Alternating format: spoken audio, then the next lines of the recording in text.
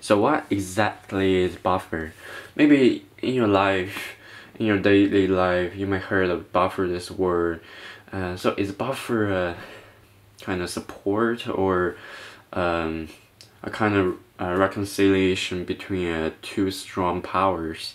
Actually, yes. Let's think about it. So let me make some prelude, such as, do you know buffer state? I just learned this word from APS history, and talking about, so you know the North Korea is actually a buffer state between China and the United States. You know, South Korea is a kind of puppet of the United States, and as well Mongolia is as well a buffer state between Russia and China. And you know the Iron Curtain back to the Cold War. The whole East Europes are buffer states between USSR and West Europe. So I'm kind of around the topic a little bit. All right. So get back to the buffer. So you might know a little talking about my experience in history. The buffer is going to be the how to say an intermediate between two strong powers. But now in chemistry, two strong powers are gonna be acid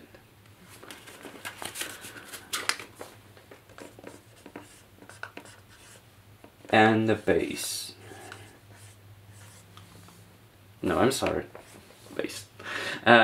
Yes, but before talking about the buffer, stepping to official buffer, we're gonna talk about a little common ion effect. So what is common ion effect?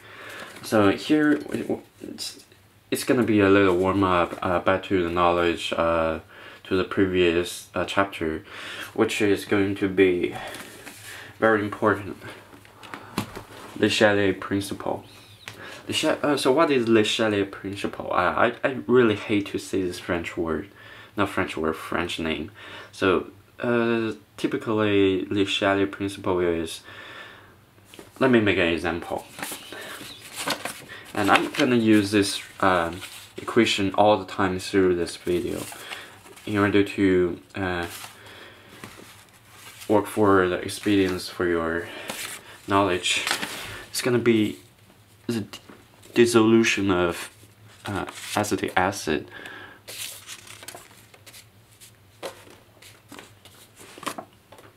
Alright, I'm gonna use this equation all the time through this video. Alright, so according to Le Chatelier principle, let me make an example. So here is one person, here is one person, here's one person, and here, this is John, this is Tavish, and this is how to say, Charlie. Okay, so John is a fat person, very fat, and here is a door connecting two rooms, and two rooms have the same amount of space, but however John is pretty fat. Okay, pretty fat, so fat that he's the space that he contains is as large as the space adding up to both Tavish and Charlie. Okay, so what if right now, because this is a door, okay, this is door. So what if right now,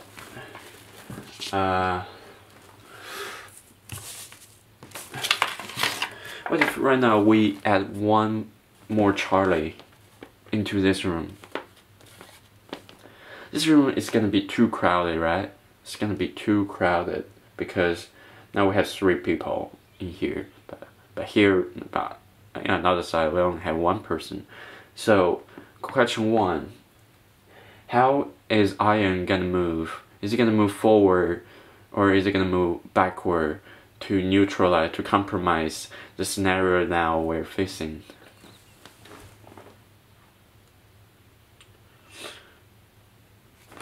Alright, let me tell you the answer. It's gonna move backward. Why?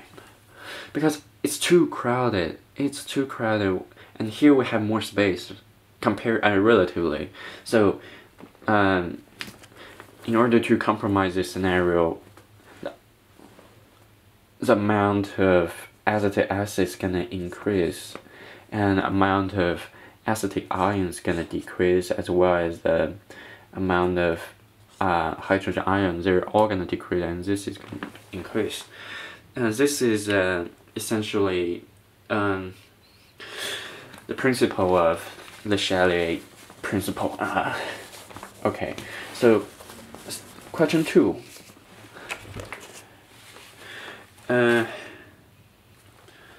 No question 2. Let's move back. Let's move forward. Okay, so this is the first question. So now you get it. The Chalet principle. It is simply, if you add more ions that it belong to left side or right side, the reaction gonna move forward or backward. That is relative to the relative amount, which is bigger or smaller, in order to compromise to make it even. Okay, because this is equation, it should be equal on the both sides. Okay, this is the Chalet principle. Okay, all right, let's move on. Okay, so now we're given to a question. Example question. So the question is asking us, what is the pH of the mixed solution of both sodium acetate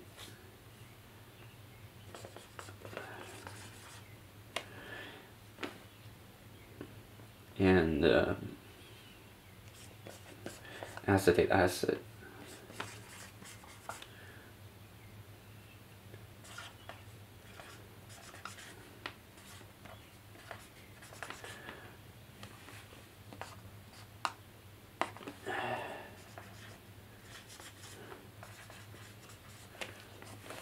Okay, here's the question.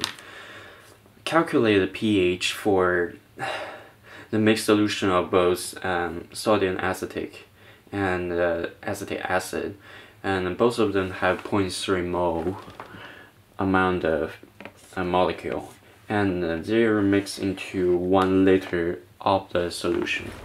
So which is very expedient for us, because we're going to use molarity to solve this problem. So it's going to be changed to 0.3 molarity for the NaCH3CO, I'm sorry, and as well as here it's going to change to be 0.3 molarity of CH3COH. Alright, let's move on.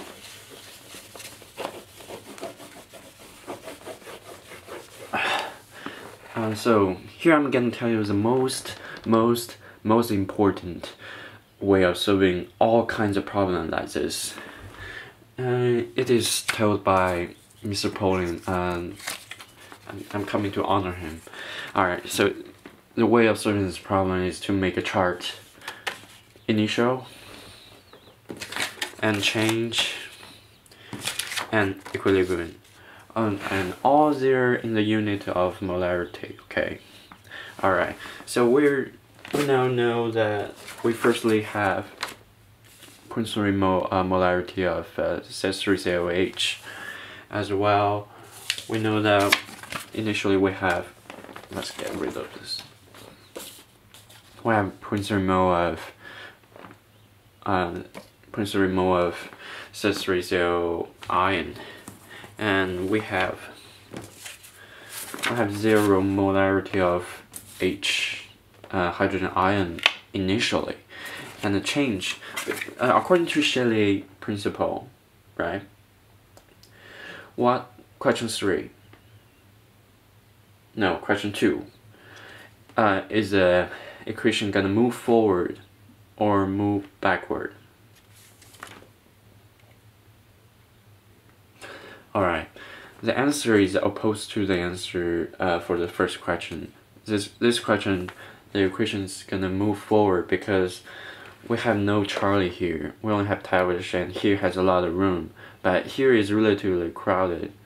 John is fat, and he need to cut some fat out of his belly and move his fat to replace a place for Charlie, the space for Charlie. Okay, so the equation gonna move forward, and which means the acetic acid is gonna decrease, and acetic ion is gonna increase as well as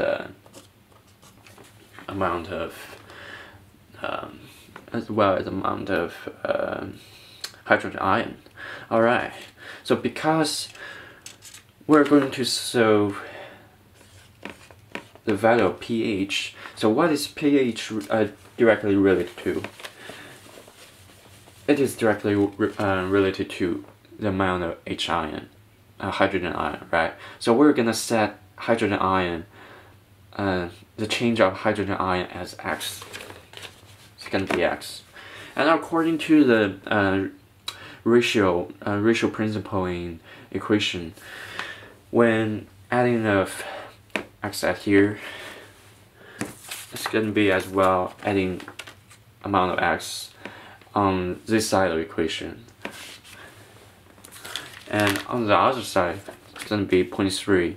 No, sorry, it's gonna be minus X because the value is going to move forward. So we have minus X, plus X, and plus X because they're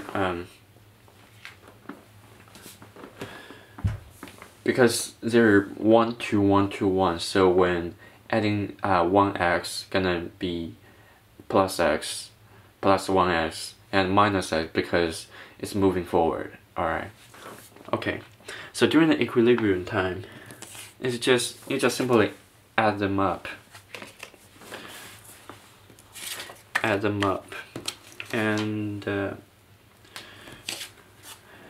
them up. Alright. So we're gonna use the value got in equilibrium, this line, to solve this problem. Alright, so let's get rid of this part.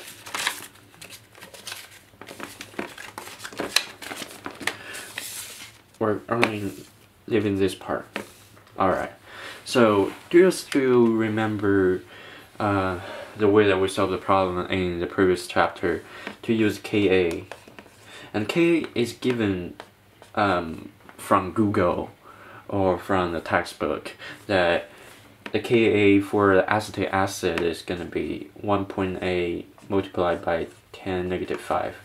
Alright, and we as well know the equation for the Ka for any weak electrolyte is going to be, in this scenario, it's going to be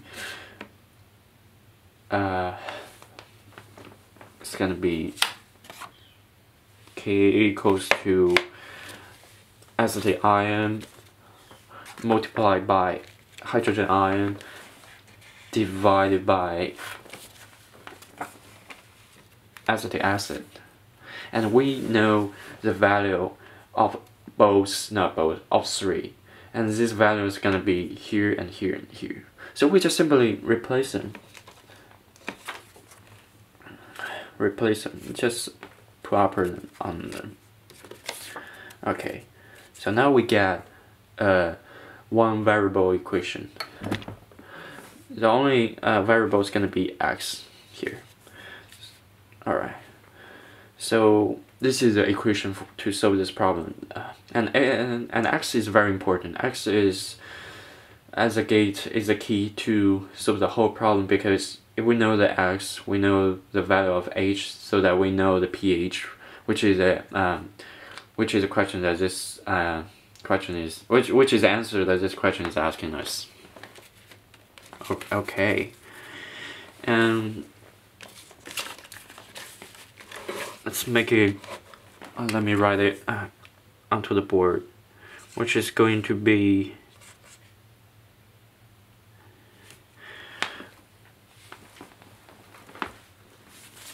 So question 3. What is the value of x?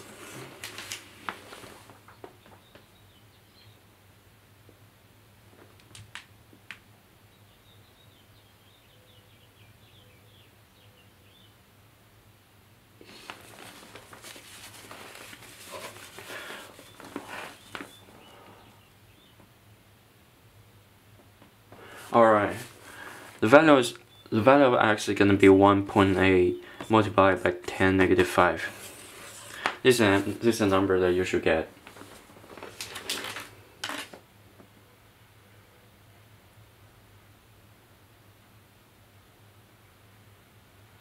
You got the knowledge from the last chapter. pH is gonna equal to negative log with the base of 10, and put this number into here. Okay, question 4. What is the value of pH?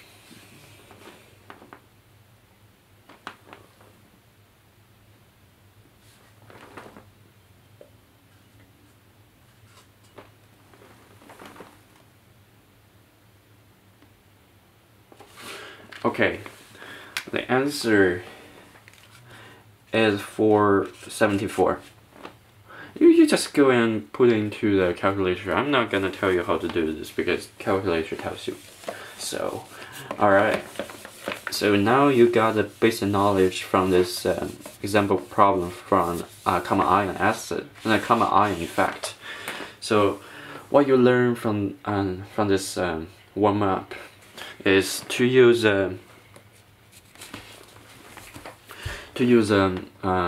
form, use a chart of initial change equilibrium. Use this chart to liquidize all the small part of the problem into a very clear way, and as well as you can find that there's only one unknown variable in one solution, in one question. So when you find two unknown variables, it's gonna be one that you should know, but you didn't find it to be true. Okay, but there's actually gonna be only one variable in all the question related to the common ion effect, or from the last chapters, which is chapter 16 or chapter 17 or chapter 18. It's gonna be all one unknown variable. Alright, let's move on. We finally can step into buffer. Alright, open the gate of buffer. So the buffer in chemistry, as I just said at the very beginning, the buffer state, right? The 2 power, and this is going to be the reconciliation of 2 power, but it's not going to be USSR, or it's going to be a United States. It's going to be acid. It's going to be acid and a base. It's going to be acid and a base. So how can a buffer both neutralize acid and base in the same solution? It doesn't make sense, right? Because the neutralization only requires, because if the solution is base based, which means that it is a base, so that if you add acid to it, it's going to neutralize into the neutral solution. But how can you as well, if a solution is acid based, when you add base into the solution, it's gonna neutralize. But how can a solution both neutralize acid and base? So think about this: the weak electrolyte. So we need an equation that is gonna form two-sided, and weak electrolyte is gonna be the best component that we can use. And we're gonna talk about the conjugate base and acid. Alright, let's move on. We're gonna still use the equation that we used at first. As I just said, for expedience, I'm gonna all use this equation all the time throughout this video. I'm a good guy. Oh no. My phone's ringing. Never mind. Come on. Alright. So, fuck. Alright, my mom is sending me some message. It doesn't really kind of care. Alright. So in this equation, we need to figure out which is conjugate acid and conjugate base.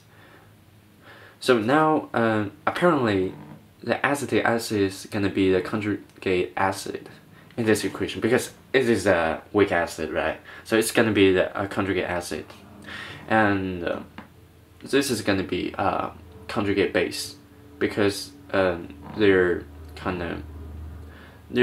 opposed each other. So this is gonna be the base. This is gonna be the acid. Conjugate in this reaction. No, in this equation. Okay. Alright. So by knowing this, we know that the conjugate base, when acid is added into this solution, it's gonna neutralize it, and the whole equation gonna move forward. You know, the Chalet principle, in order to compromise the scenario that this solution is facing. And as well, if we add base into the solution, it's gonna neutralize the conjugate acid in this reaction. So the equation is gonna move backward in order to space up the space that is emptied by the neutralization of conjugate acid and the conjugate acid and the base that is added into the solution. Alright, let's get into it.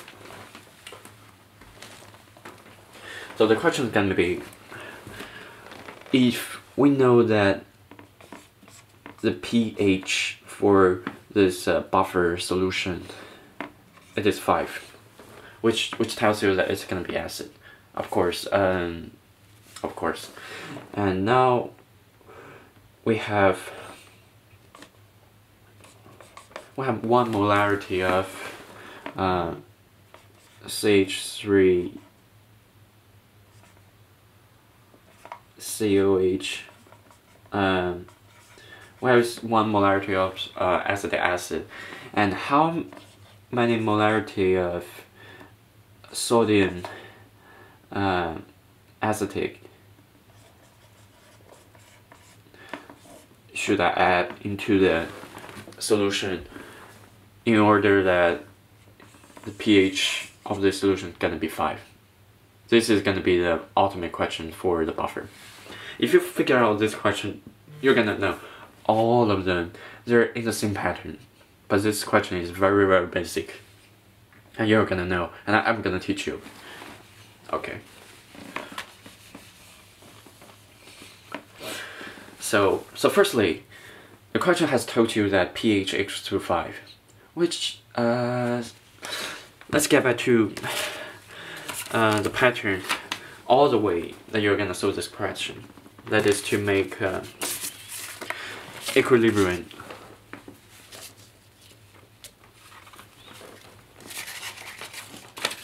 Change and initial. All the same. All the question like this gonna be all the same. And we know already that initially we have 1 mole of acetic acid, right? So we just simply put here, and I'm gonna wipe it off. And we need to solve this question. We need to solve the molarity of sodium acetic. But actually, we don't need to care for the sodium ion because it doesn't participate in any reaction in this buffer solution. So we don't care about sodium. Just wipe it off, and so we leave only acetic ion. So we need to solve the molarity of acetic ion in this equation, which is here. So we're gonna set it as X.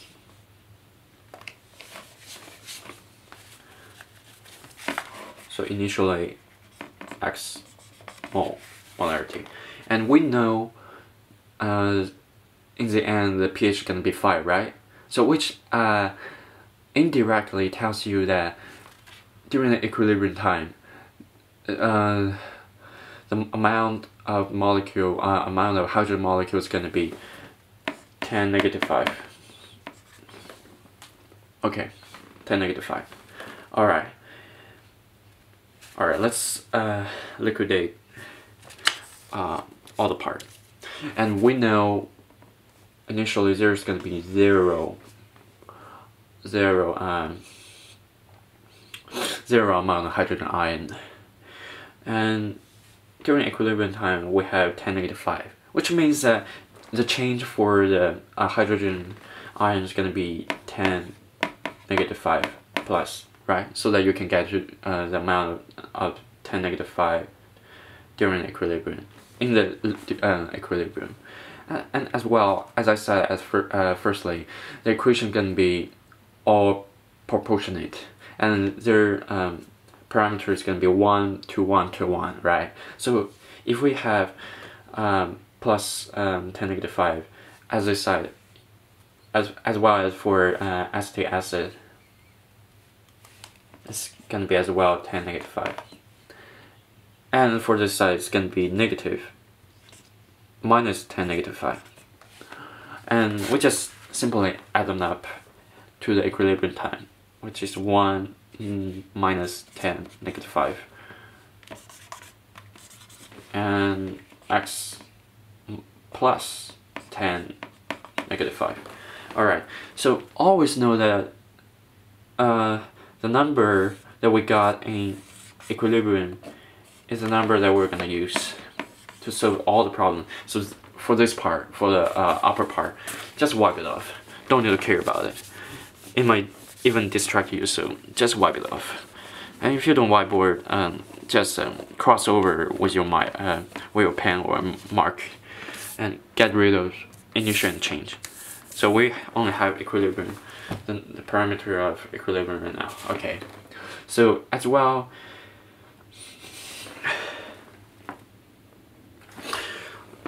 we're still gonna use Ka, and the Ka for the acetic acid is never gonna change.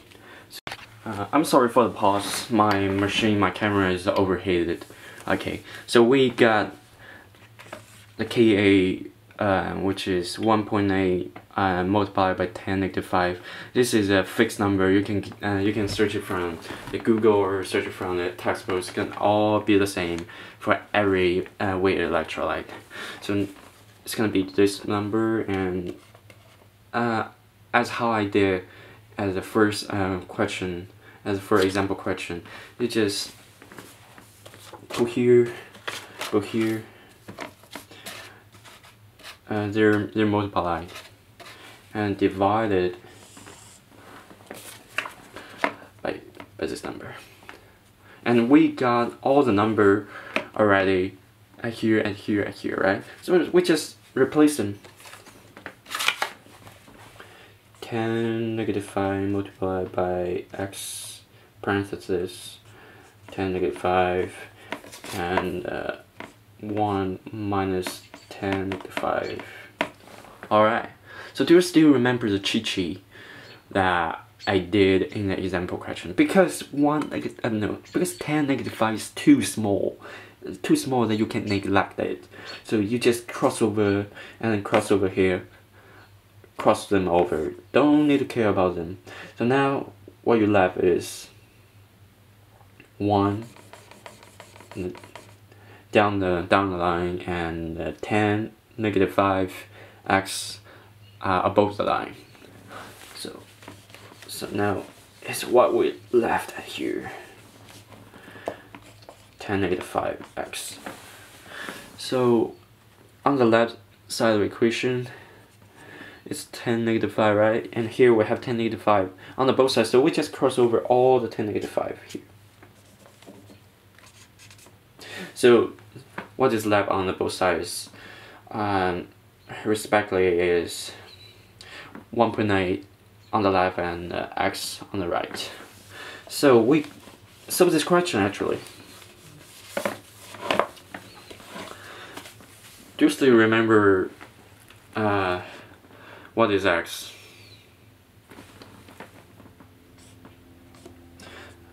The X is said to be acetic ion.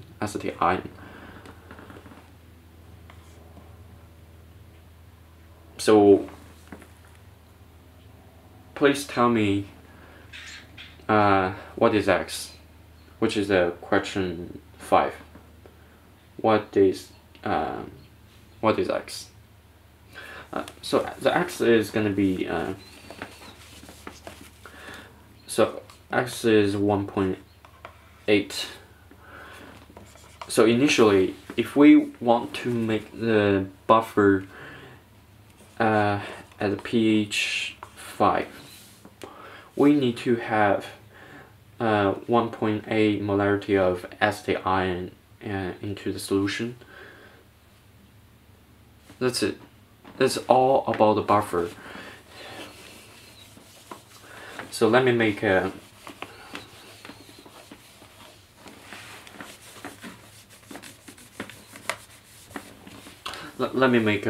summary. So what I want to teach you is how to solve the buffer. The way of solving buffer is the chart. Equilibrium, change, initial. This is always a way that you can use to solve the buffer question, as well as a question from the last chapter or the question in the common ion. In fact, all gonna be the same. Okay, use this chart. It's very, very useful. It makes all the things clear, very clear. The initial, chain, and equilibrium. This is one thing that you're gonna learn to do all the questions. And number 2.